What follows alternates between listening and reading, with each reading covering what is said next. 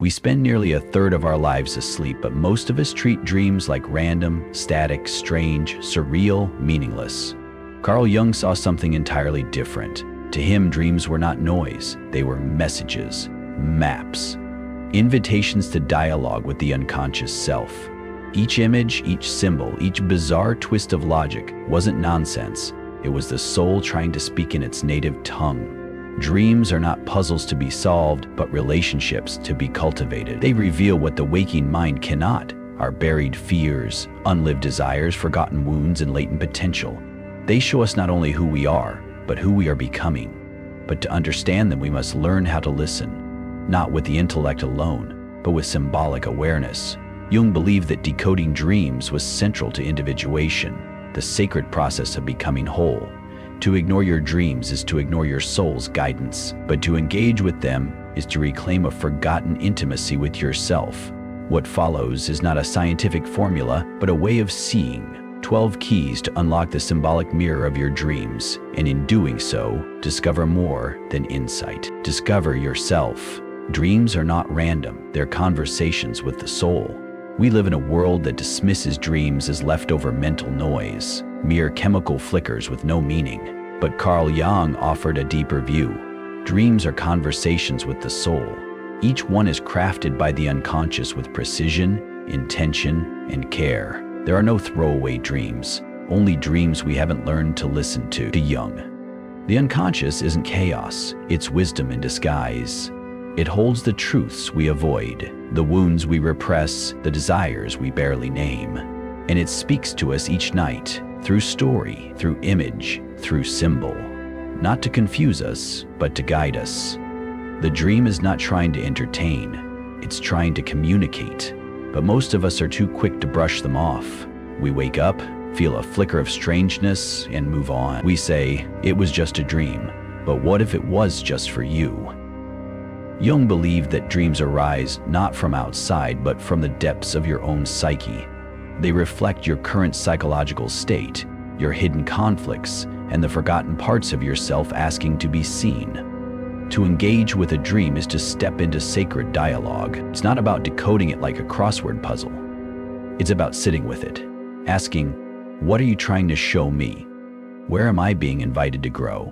When you approach dreams with reverence, they begin to respond. They become clearer, more vibrant, more instructive. The more you listen, the more the soul speaks. Because the soul is always speaking, the only question is, are you willing to listen? Being unconscious speaks in symbols, not sentences. In waking life, we speak in sentences, clear, direct, defined. But the unconscious speaks another language entirely. It speaks in symbols, images wrapped in feeling, meaning disguised as metaphor. And if you try to decode a dream with logic alone, you will miss its message. Jung believed that symbols are the language of the soul. A snake, a door, a collapsing bridge. These are not random props. They are archetypal expressions of something living inside you. The dream doesn't say, you're afraid of change. It shows you walking through an empty house. It doesn't say, you feel stuck. It shows you trying to run but unable to move. To interpret a dream, you must unlearn the literal, and you must begin to ask, what might this represent? And more importantly, how does it feel? Because the unconscious doesn't explain, it reveals. This symbolic language is ancient. It lives in myth, in religion, in art. It's the reason dreams can be strange but still resonate. You don't need to understand the image to be changed by it. You only need to allow it to move through you. The key is patience. Sit with the symbol, let it speak, let it unfold.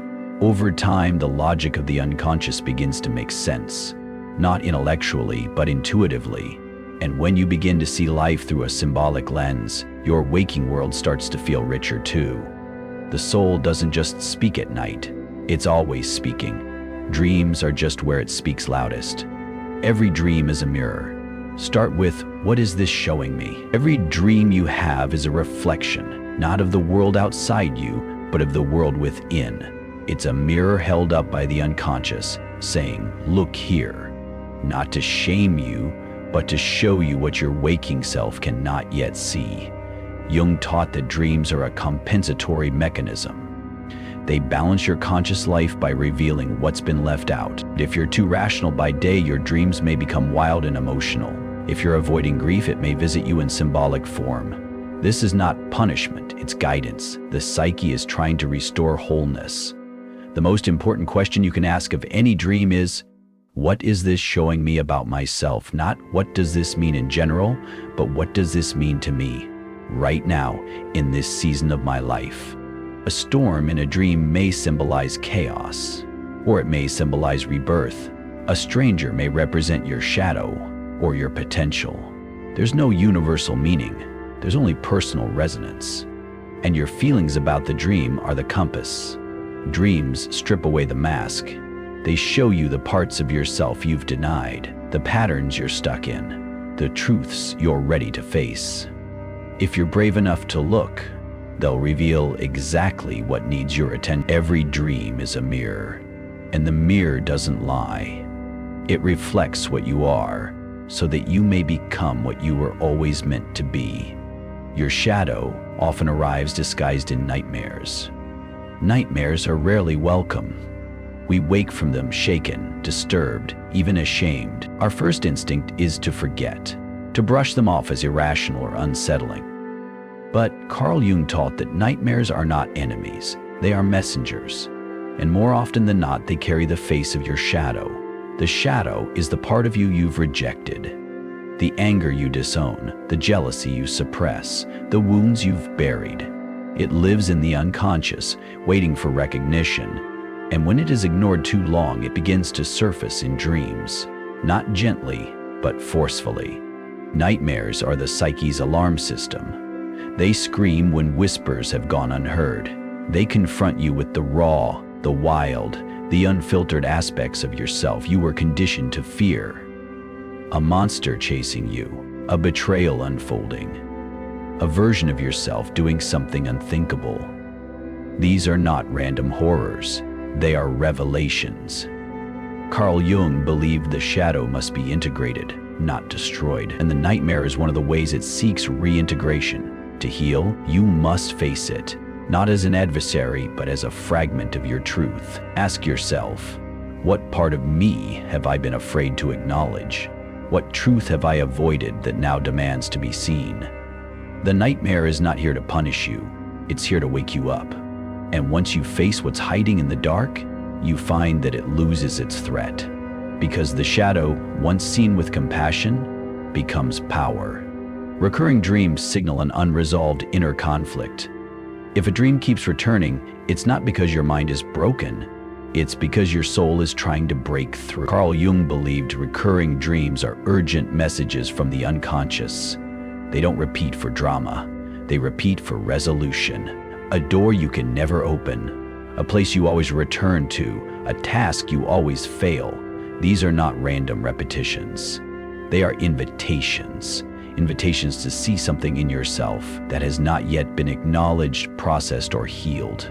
Recurring dreams often point to an inner split, a tension between who you are and who you're pretending to be, a conflict between desire and duty, between authenticity and expectation.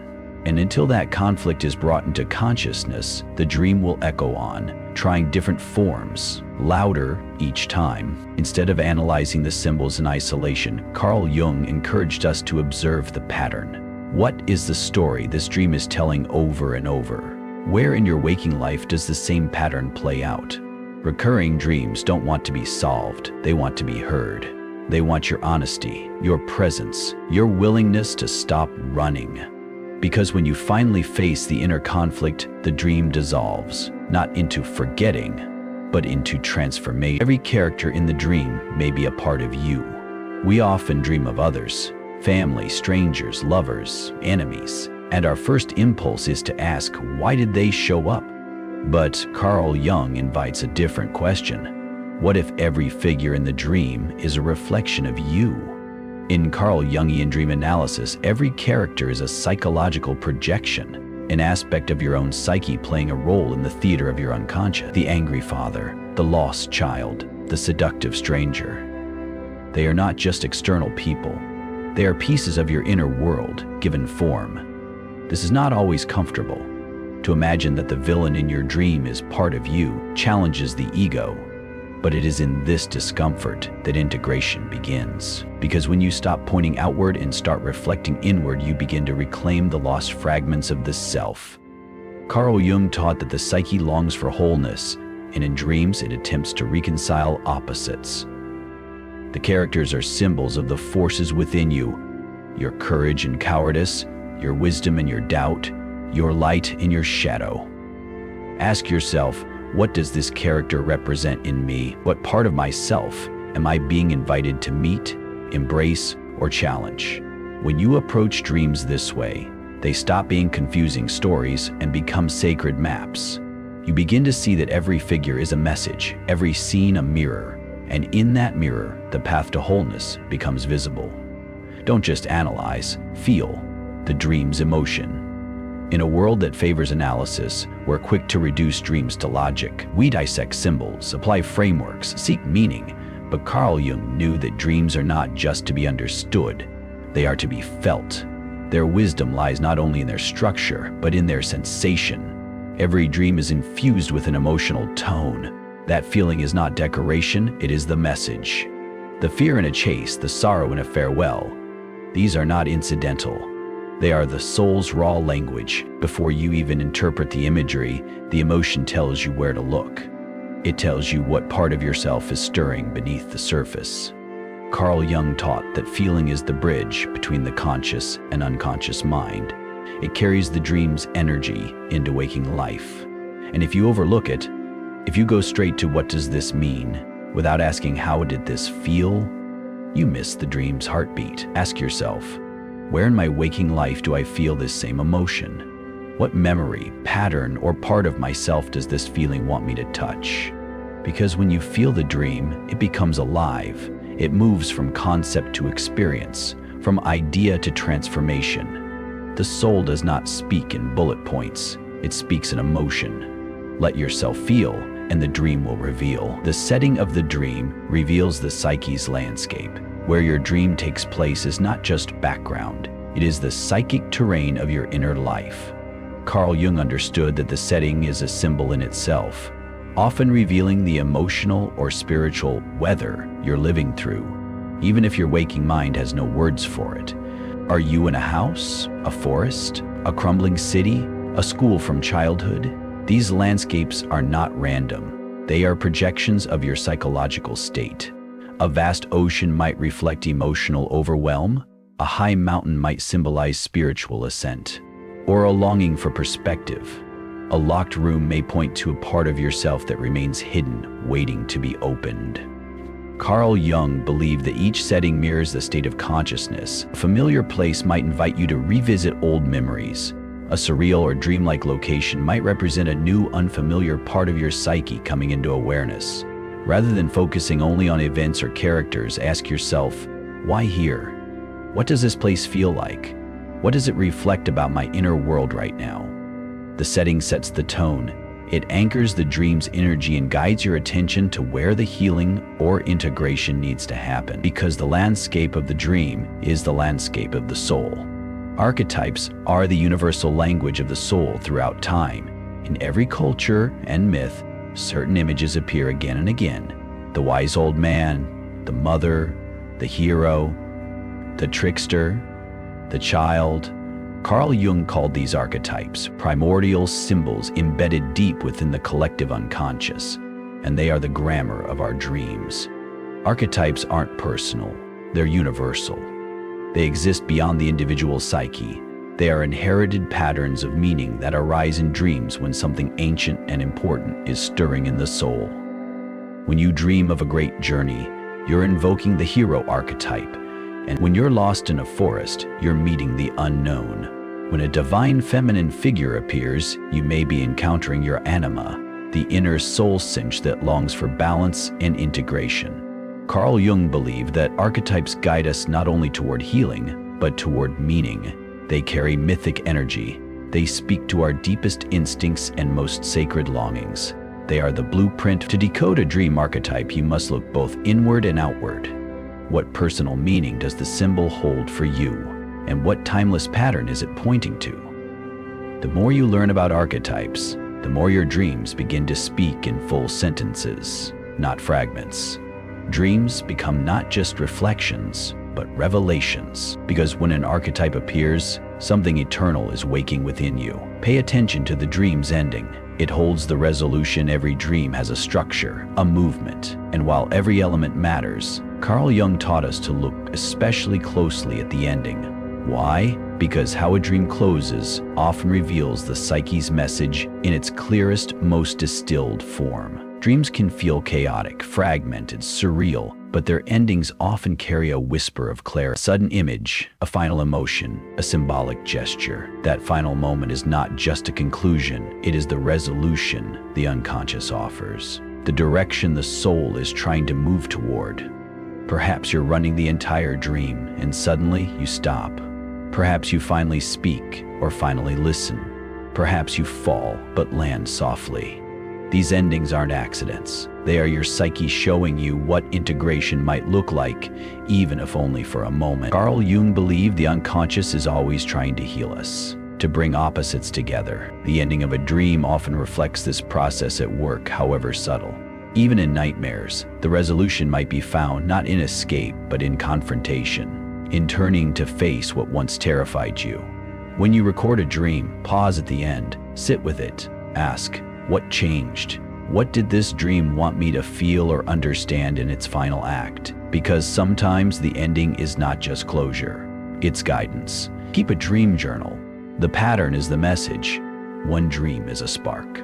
10 dreams are a pattern. Carl Jung believed that dream work deepens over time, and the only way to enter into a true dialogue with the unconscious is to record, not occasionally, but consistently. Not perfectly, but honestly. A dream journal is not just a record of your nights. It's a map of your inner world. Over time, recurring themes, symbols, and emotions begin to surface. You may notice animals that keep appearing, symbols that evolve, emotional tones that shift. These aren't random. They're psychic fingerprints. The unconscious does not speak in linear language. It speaks in spirals, in cycles. What you don't understand today might make sense after 100 dreams. That's the beauty of the journal. It captures what your conscious mind is too forgetful, too distracted to hold. Carl Jungian dream work is not about immediate answers. It's about cultivating a relationship with the unconscious. And like any relationship, it deepens with time, with presence, with trust. Start small. Write what you remember, even fragments.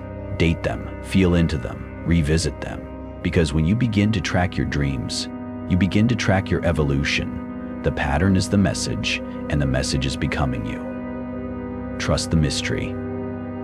Not every dream needs to be solved. In our pursuit of clarity, we often make the mistake of forcing meaning. We want answers, definitions, conclusion. But Carl Jung, the great interpreter of dreams, knew that not every dream is meant to be solved. Some are meant to be held, to be sat with, to be trusted as mystery.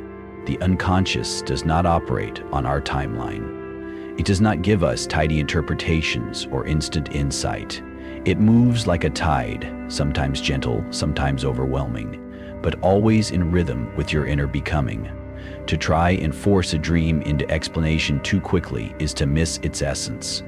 There will be dreams that confuse you, dreams that disturb you, dreams that slip through your fingers even as you try to remember. And that's okay. Not every dream speaks in full sentences. Some are whispers. Some are seeds. Carl Jung taught that reverence is more important than resolution. To sit with a dream, even in its ambiguity, is to say to your soul, I'm listening. I may not understand yet, but I'm present. And that presence alone begins the alchemy. Mystery is not failure, it is invitation. So trust what you don't yet grasp. Let the symbol linger. Let the image echo. Because the dream's meaning is not always what it says. Sometimes the meaning is how it changes you.